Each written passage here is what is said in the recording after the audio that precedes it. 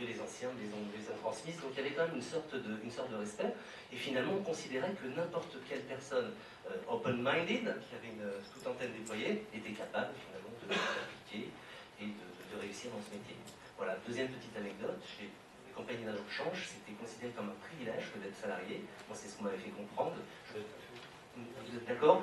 L'annuaire des salariés, il y avait souvent 3 ou 4 noms dans une boîte de 50 personnes. Il y avait les Guillemot, les Lebrun, voilà, Lebrun machin, etc. Donc les gens se cooptaient en famille parce que c'était des postes très prisés. Il faut savoir qu'à l'époque, bien que, je dirais, c'est un monopole, hein, comme les notaires. Donc, je crois 45, si je ne me trompe pas, 45 plaques pour toute la France, il y avait également des bourses de province. Il y avait 101 agents de change. 45 à Paris, c'est ça? Voilà. En tout, il y avait 101 agents de change. Donc la compagnie des agents de change, effectivement, a disparu après en 1987.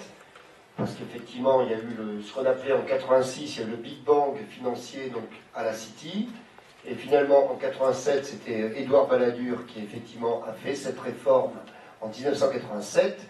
Lui-même étant, pour la petite histoire, fils d'agent de change et n'aimant pas les banquiers... non, fils de banquier plutôt, et voulant justement casser ce monopole des agents de change. Et c'est vrai que, excusez-moi, je vous reprends vol, et moi-même j'ai connu, j'étais market maker, donc j'avais une veste verte. D'ailleurs, un jour, je viens tous les ans en cours avec ma veste verte, qui me vend encore, bon,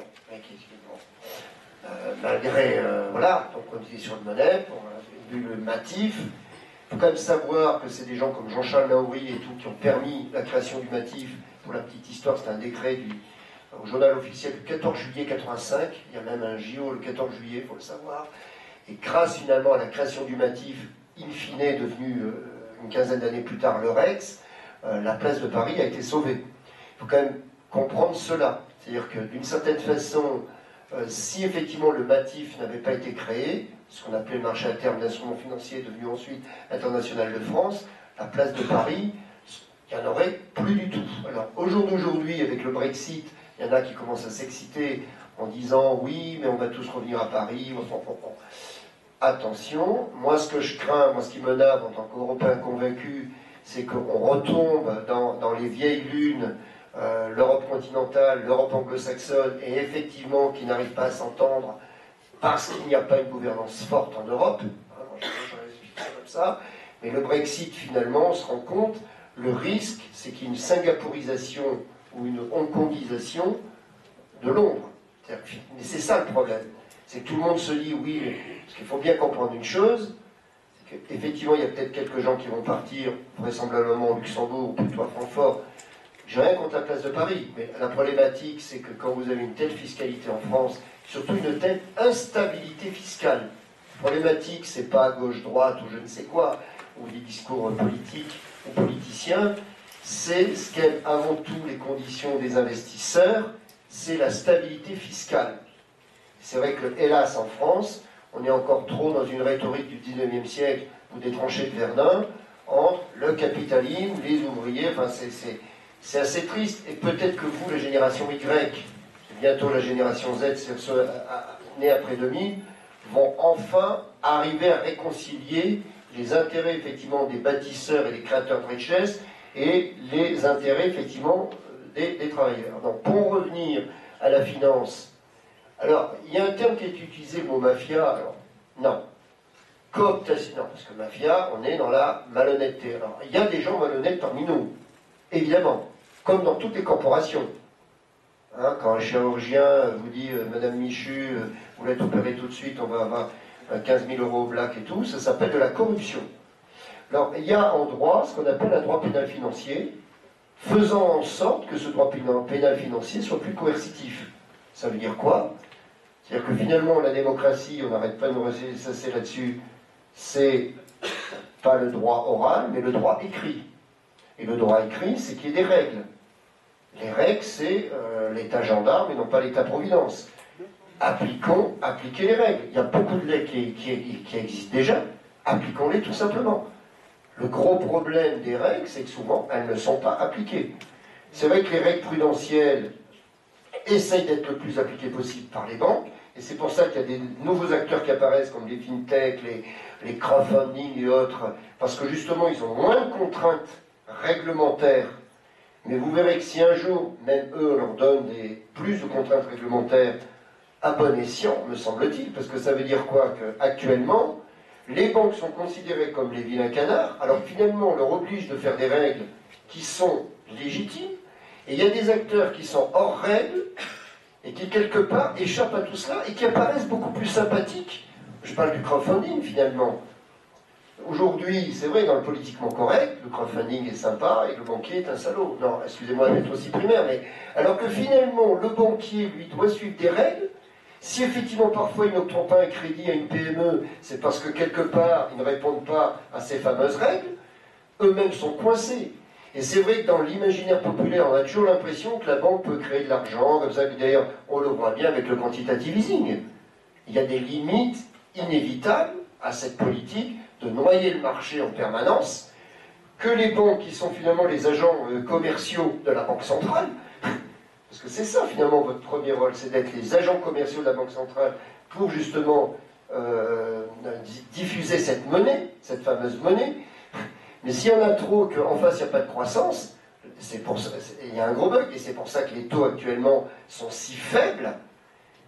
C'est à cause de ça. Et parce que le yuan n'est pas converti. Là, le yuan, mais depuis qu'il y a M. Trump, le dollar n'arrête pas de monter, il est encore plus bas. Mais imaginez que le yuan soit mis dans le système, ça arrangerait effectivement les Chinois, mais nous, ça ne nous arrangerait pas. Parce que quelque part, tout cet argent perdu dans le sol du commerce extérieur chinois devrait être récupéré sur les créances nettes finales qu'ils ont, vis-à-vis de l'endettement énorme que l'on a, avec donc une remontée spectaculaire des taux longs, qui nous mettrait en faillite, qui nous appauvrirait et ne permettrait plus effectivement d'acheter leurs excédents commerciaux. Merci. Donc ils financent des gens qui quelque part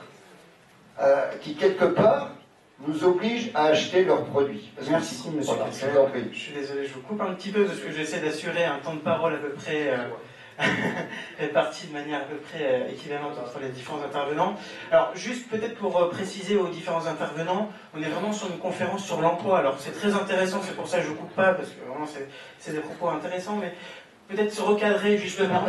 Justement, je voulais juste terminer ce que j'étais en train de développer, juste pour la petite parenthèse, quand je parlais du terme affranchi, j'entendais bien entendu, pas cela sous l'aspect de malhonnêteté, mais comprenons-nous bien, j'entendais, private joke, c'était quelque chose de, voilà, une connaissance qu'on ne transmettait pas à tout un chacun. Et justement, je vous donnais cette anecdote pour vous dire que j'ai connu la période que vous venez d'évoquer, où le monopole a été perdu par les agents de change. Donc les types comme moi qui voulaient pas faire retraite, il y avait un jardinier, je ne sais pas, peu importe, un acteur, je me rappelle qu'il y avait une costumière de théâtre, enfin de cinéma, avec qui je travaillais, qui était très bonne d'ailleurs, sur les options, bon, qui tout d'un coup se retrouvait confronté, puisqu'on était racheté par la BNP, justement des gens comme vous, qui sortaient de masters, à l'époque on faisait des maîtrises ou des doctorats, des ESS de finance, voilà, qui se passaient à la Sorbonne ou à Dauphine, qui étaient déjà très réputés.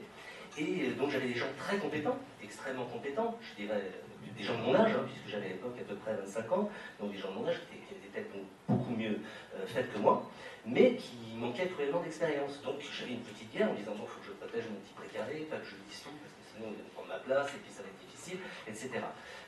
Bon, tout ça m'a amené après à partir dans une plus petite société de gestion, avec une petite société de gestion de 3 personnes, hein, toute petite, où là j'ai appris vraiment le métier. Et je pense, ça m'a permis de faire un parallèle entre l'esprit corporel que j'aurais pu avoir, et qui était de grande valeur, et puis travailler avec des gens qui étaient plus des artisans, mais qui offraient, je pense, d'autres qualités. Voilà, donc moi j'ai travaillé longtemps avec Jean-Louis Puissac, que vous connaissez probablement. Voilà, donc Puissac, ça a été mon mentor, j'étais son junior, son premier junior, c'était un copain à moi, et voilà, j'ai travaillé avec lui à ses débuts, en étant confronté à des gens comme vous, c'était très intéressant. Merci Olivier. Alors justement, on va essayer de revenir aux gens un petit peu comme nous, donc de 25 ans, qui sont venus donc, pour avoir peut-être quelques conseils de manière pratique. Alors on va essayer, là maintenant on est sur le début, comment faire carrière dans la finance. Peut-être Jean-Dominique Richeulot, peut-être parler des formations en alternance et en apprentissage. Je sais que c'est une thématique qui est assez en vogue. Peut-être faire un petit focus dessus. Donc j'ai bien envie de vous renvoyer aussi le sujet en disant, voilà, très vite, vous interveniez pour poser vos questions précises par rapport à vos vos intérêts. Je pense que ça, c'est clé. Chez BNP Paribas, on a une réelle volonté d'accompagner la professionnalisation. Je disais tout à l'heure, oui, un niveau académique indispensable. Et après, dans cette entreprise, on souhaite accompagner les jeunes pour les professionnaliser. L'exemple type, effectivement, c'est l'apprentissage, où on recrute 2000 apprentis, on transforme 55% de ces apprentis, donc qui restent chez nous et qui travaillent chez nous. Je crois que la bonne filière, c'est effectivement voilà, l'apprentissage qui était aussi réservé à des niveaux de formation relativement modestes est aujourd'hui à tous les niveaux de la formation. Et c'est vraiment un parcours d'excellence. Donc, apprentissage, stage, bien entendu, avec des stages en année de césure ou des stages de fin d'études. Ça démontre dans votre CV, parce que si on est au cœur de notre sujet d'aujourd'hui, c'est de se dire comment j'accède à l'emploi, comment je me développe. Dans mon CV, je vais démontrer. Donc, on a dit tout à l'heure, c'est bien, j'ai une formation académique, j'ai un profil qui va bien, je suis motivé pour le faire, très bien.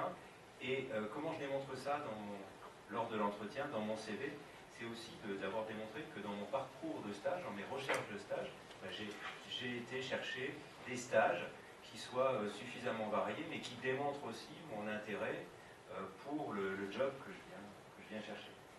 Alors peut-être, Georges Castel, un avis sur les prérequis pour vous, pour un bon étudiant en finance qui se destine donc sur ces métiers, quel profil doit-il avoir? Et dans le cadre de son cursus, puisque vous avez de nombreux étudiants, vos étudiants devant vous, quels conseils vous leur donneriez pour déjà préparer leur insertion professionnelle, déjà dans le cadre de leur cursus? Alors, les prérequis, effectivement, vous avez raison, centrons le débat sur l'emploi, la finance et le côté bankable, employabilité de vous. Alors, en premier lieu, il faut être particulièrement coriace. Qu'est-ce que je veux dire par là? Belle, effectivement, formation académique, la meilleure possible. Mais, le plus important à mes yeux, on va dire que ça c'est une condition, je dirais, préalable. Bien parler l'anglais, le mieux possible. Il vaut mieux excellemment parler l'anglais plutôt que baragouiner quelques langues. Alors si vous excellez dans les langues vivantes, c'est encore mieux, évidemment. Mais soyez totalement bilingue anglais. Ça, on est dans le monde. L'anglais d'aujourd'hui, c'est le latin d'autrefois. Il faut bien le comprendre. Il y a le quartier latin qui était, voilà, le quartier intellectuel. Il y a les Gaulois qui savaient parler latin, et il y avait tous les autres. Ah oui, on s'amuse. Voilà. Et il faut bien comprendre ça. C'est-à-dire que quelque part, si vous parlez mal anglais ou incorrectement, vous n'irez pas bien loin dans ce genre de milieu d'activité. Alors, par contre, je n'ai jamais dit qu'il fallait parler comme Shakespeare. Au contraire, gardez votre accent originel. Un espagnol, un français qui parle anglais, dans ce concert de mondialisation, il y a toujours justement un côté sympathique, quelque part. Alors évidemment, si vous avez un accent parfaitement américain ou parfaitement anglais, si votre maman est anglaise, enfin, si vous êtes binationaux, il n'y a pas de problème. Ce qui compte, c'est que vous compreniez parfaitement tout ce qu'on vous raconte et que vous-même, vous soyez compréhensible. Si vous avez l'accent, c'est au contraire une French touch sympathique. Ça passe, j'adhère totalement sur le fait de l'anglais. Très pratiquement, ça veut dire que dans votre CV, vous nous mettez un niveau d'anglais. C'est-à-dire que des CV où on arrive en disant anglais courant, je ne sais pas ce que ça veut dire. Ça veut dire en courant vite ou... mettez alors un TOEIC. Mettez un niveau. Voilà. Vous passez un test, voilà. Vous avez un niveau. Et effectivement, ce niveau doit être très élevé aujourd'hui. Le plus possible. C'est-à-dire que le TOEIC doit être supérieur à 900. Le TOEIC, c'est sur 990. Alors, pourquoi c'est pas sur 1000? Alors, ça, je ne sais pas. C'est ainsi. Mais votre TOEIC doit être supérieur à 900. Alors, si vous avez 980, c'est parfait. Voilà. Ça c'est un indicateur. Alors, le TOEIC ne dure que 3 ans, mais quelque part, c'est un peu logique.